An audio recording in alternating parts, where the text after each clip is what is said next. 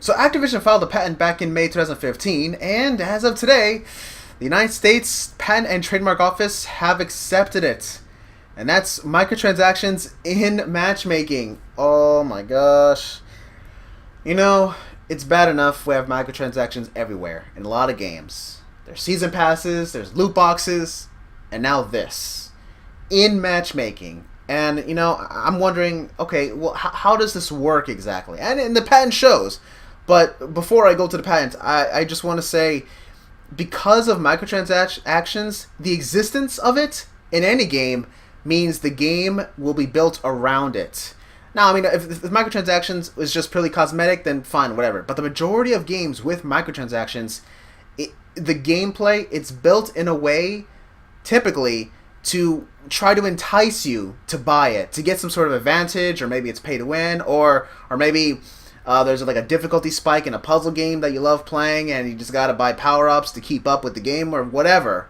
But that's what I don't like about microtransactions. That have some advantageous elements. It bugs me so much.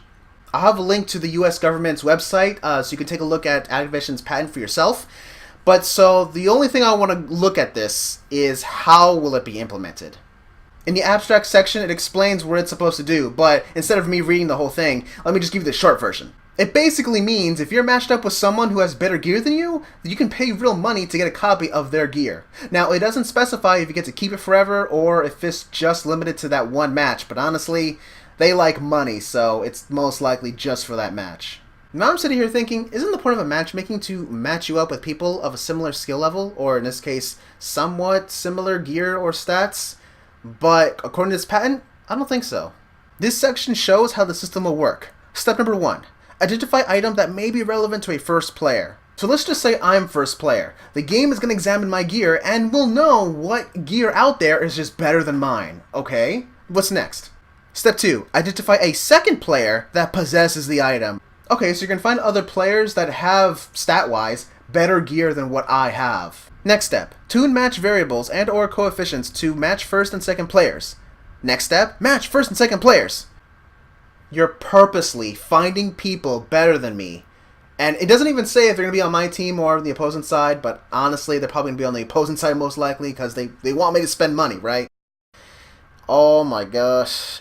I thought the point of matchmaking, again, is to match you up with people of similar skill level and or stats. The fact is, they're matching me up on purpose with better people.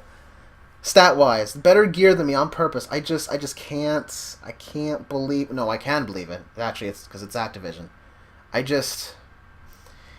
Is this the future of video games now? You know, it makes me want to laugh, actually. The silliness, the ridiculousness of this. There's just no limit to how much money a company will try to milk a player. Doesn't matter. We're just cash dispensers to them. And of course, you know, if they have better gear, you can buy to have a copy of that gear. So that's the rest of that drawing chart. We'll see what games this gets inserted in. You know, it would really suck if other companies follow this model as well.